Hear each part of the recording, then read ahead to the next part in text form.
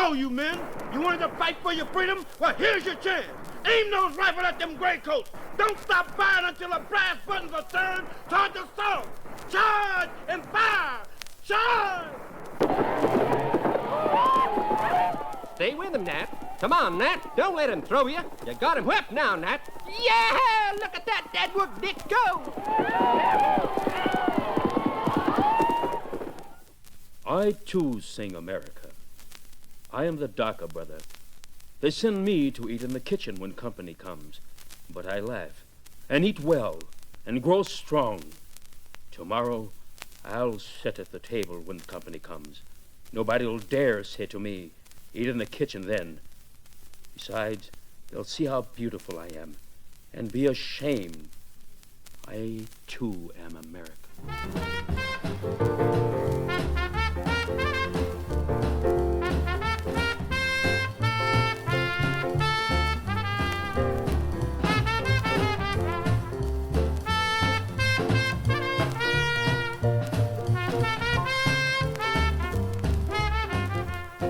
This next work is called Paper Shelter.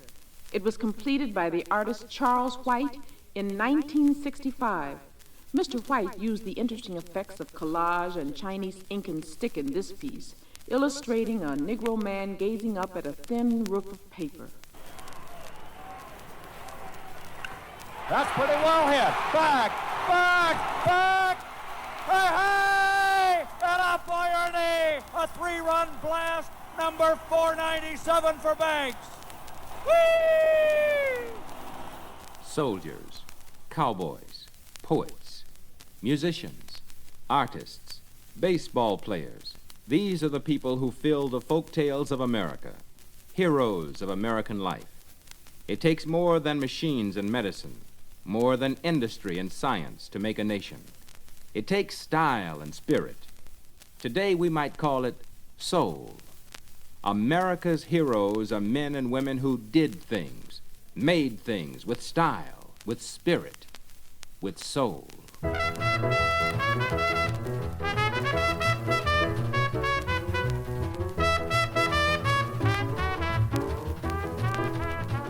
John Henry was a black railroad worker who became a legend, a folk hero, a black hero. Most youngsters have heard the song. Nearly all have sung it, but few know that John Henry was a black man. That kind of a fact has a habit of getting lost when we spin tales of American heroes. But many were black. They fought the country's wars, settled the West, explored the world, and celebrated life in music and poetry.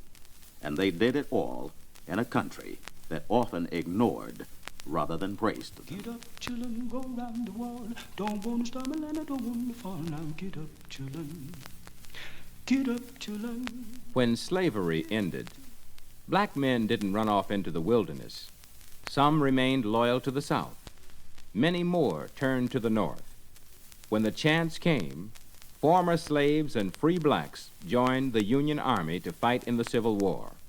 And the Union Army turned out one black war hero after another. One was a free black from Norfolk, Virginia, William Harvey Kearny. All right, you men of the Morgan Guards. The 54th Massachusetts Regiment is counting on every one of you.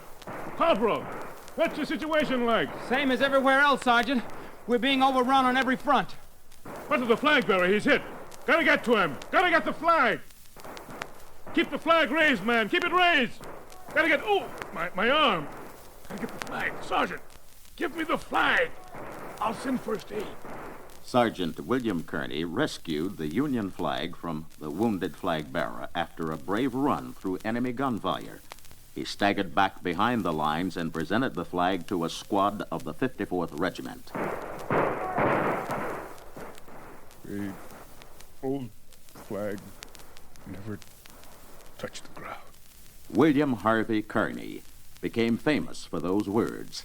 His bravery is recalled along with that of other blacks in the Civil War, like James Lewis, one of the founders of the first 2 black regiments in the Civil War. Robert Smalls, a naval captain who captured a Confederate ship single-handed, and Sojourner Truth, the plucky lady abolitionist who risked her life to treat wounded soldiers. After the Civil War, the country moved westward. Rough, tough cowboys traveled the wide open West. Some of them were black. Good guys and bad guys, heroes and villains. One of the good guys was a former slave named Nat Love, better known as Deadwood Dick. In 1907, he told how he got his name. I was in a town called Deadwood, Kansas in 1876, and that was a rodeo. Our trail boss, he picked out 12 of the most wild and vicious horses that he could find. The conditions of the contest was that each of us was to rope, throw, tie, and bridle, saddle, and mount the horses picked for us in the shortest time possible. Seemed to me that the horses chosen for me was the most vicious of the lot.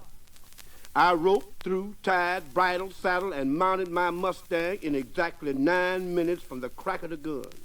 This gave me the record and championship of the West. Right there, the assembled crowd named me Deadwood Dick and proclaimed me champion roper of the Western cattle country. Fighting Indians and bandits was a full-time job in the West. There really was a cavalry to protect settlers, just like in the movies. It included 4 black units, the 9th and 10th Cavalry and the 24th and 25th Infantry. An Army paymaster described how a detachment from the 24th Infantry and the 9th Cavalry fought off an outlaw ambush near Fort Thomas, Arizona. A few of the soldiers had moved ahead to investigate a large boulder placed in the middle of the road. They were nearly all at the boulder when a signal shot was fired from the ledge of rocks about 50 feet above to the right, which was instantly followed by a volley of about 15 or 20 shots. A sharp, short fight, lasting something over 30 minutes, ensued, during which time the officers and privates, 8 of whom were wounded, 2 being shot twice, behaved in the most courageous and heroic manner. Once the Wild West was tamed, Americans sought other unexplored parts of the world, like the North Pole. In 1900, no man had yet set foot there. In 1909, Matthew Henson, a black explorer, did just that. He was with a party of explorers led by Admiral Robert E. Peary. Let's rest here, men. I can't see anything. I'm snowblind. How about you, Matt? Me too. And the same for the other men. It's been 2 months since we left Greenland. We must be close to the pole. I think so too. But I can't go on, not just yet. Matt, you know more about our equipment and about Eskimos than any of us. I'm going to send you on ahead. If anyone can get through, you can. Mark your trail well, and we'll join you as soon as we can. There's another marker, Admiral. We've got to be just about on top of the pole. Look, there's our flag. And there's Henson. He made it. We all made it. We're at the North Pole.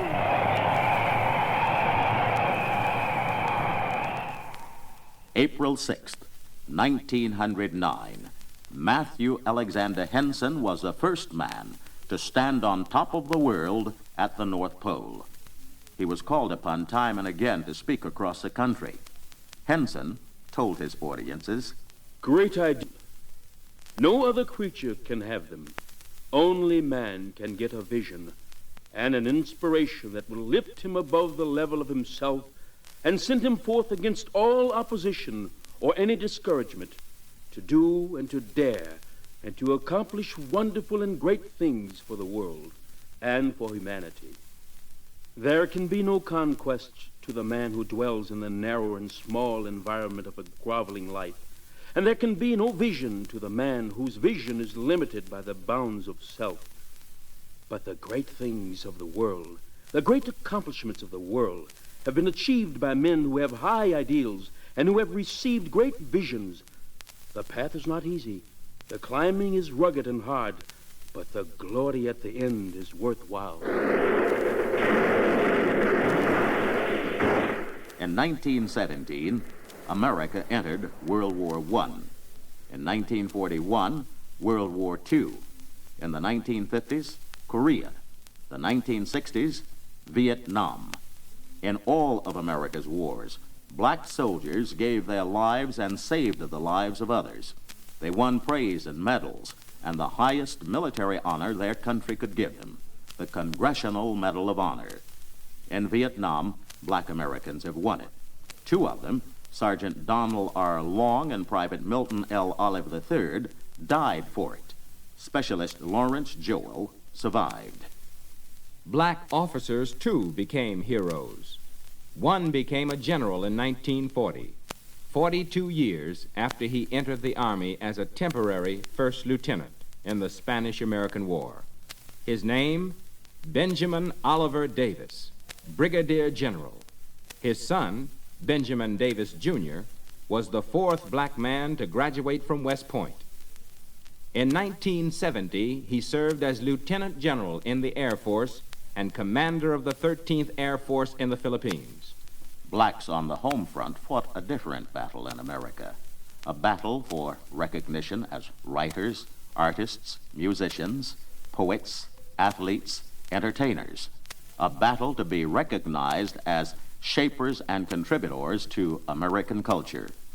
Don't let the word culture scare you. Culture means all the ways of living that each society builds and passes on from generation to generation, and that includes its art and literature and music. Nobody today can think of American culture without being reminded of the work of black creators. Painters like Henry Tanner and Jacob Lawrence and Claude Clark. Sculptors like Warren Harris, Arnold Prince, Meta Warwick Fuller. Musicians like Louis Armstrong and Duke Ellington and Count Basie. Writers like Langston Hughes, Claude McKay and Gene Toomer, and Richard Wright. Singers like Paul Robeson and Bessie Smith and Marian Anderson. Marian Anderson was praised all over the world, but she was a fighter as well as a singer. Her battleground was the racism and discrimination that held back other black musicians. In 1939, one of her battles made headlines around the world. The place was Washington, D.C. There's a man outside who says he's Marian Anderson's manager. He wants to hire Constitution Hall for a recital in February. Oh, good heavens! No Negro has ever set foot in Constitution Hall. Well, I'm sure that I can persuade the Daughters of the American Revolution to block any plans that man has. There will never be a Negro on stage in Constitution Hall as long as I'm alive.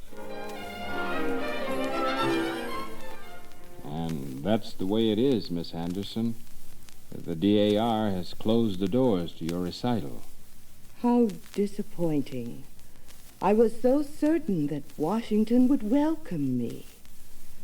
If there is still such open prejudice here, I'm afraid to think what is happening in other parts of the country. But I have another offer for you to consider. Mr. Harold L. Ickes, the Secretary of the Interior, wants you to give a concert at the Lincoln Memorial on Easter Sunday. What a generous offer. I'll do a concert. For free. To anybody who wants to listen. Maybe I can still strike a blow for equality. On April 9th, 1939, Marian Anderson sang before 75,000 enthusiastic listeners. Among the throng were Supreme Court judges, cabinet members, and congressmen. Several million heard her over the radio. The following week, she sang at Carnegie Hall, where a packed audience gave her a standing ovation. Their applause showed the Daughters of the American Revolution that there were whites as well as blacks who opposed discrimination.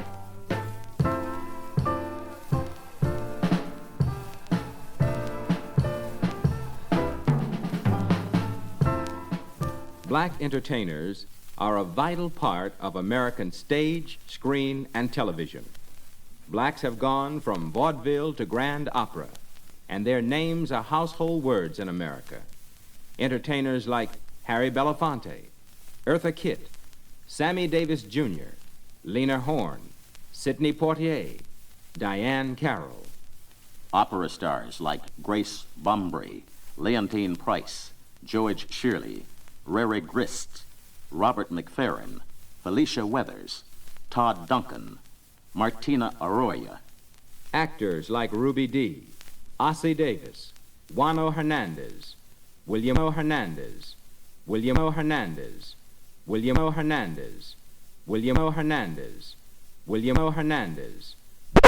Black athletes themselves have spoken out to opera stars like Grace Bumbry, Leontine Price, George Shirley, Rary Grist, Robert McFerrin, Felicia Weathers, Todd Duncan, Martina Arroyo.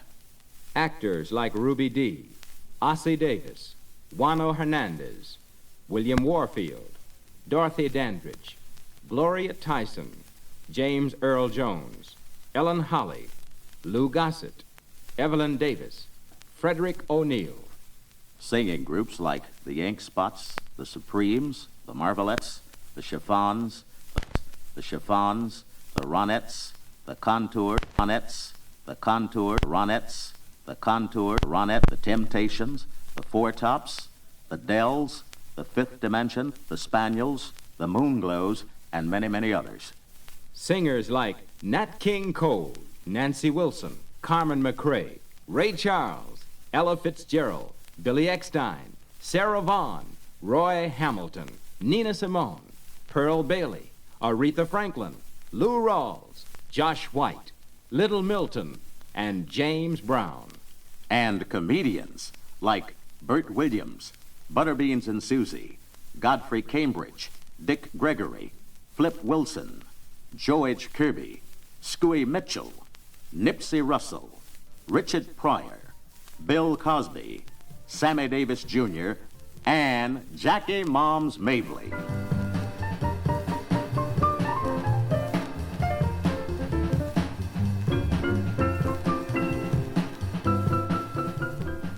Sports are another part of American life where blacks have made their mark.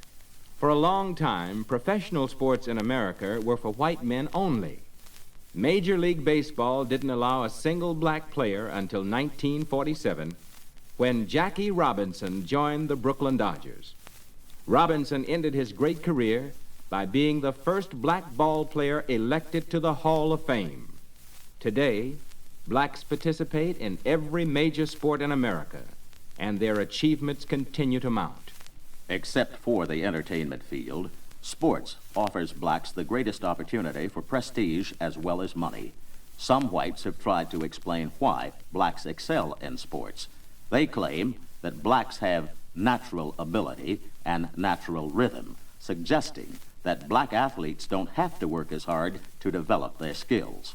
Recently, black athletes themselves have spoken out to explain what attracts black people to sports. Bernie Casey, a professional football player. This has been one way the Negro has found to open doors which perhaps might have been closed to him if he weren't an athlete. And being an athlete gives him a certain amount of status because people, black and white people, respect a man who is physically superior. They may not respect him as a man, but they respect him as an athlete. Jake Gaither, who recently retired as a football coach at Florida A&M University. Why does the Negro excel in sports? I just think he's hungry. He was denied the opportunity to excel so long that when he got the opportunity, he approached it with a lot more intensity than other athletes. He just had a keen desire to excel. Boxing showed the way for the black athlete. The first black American champions were boxing champions.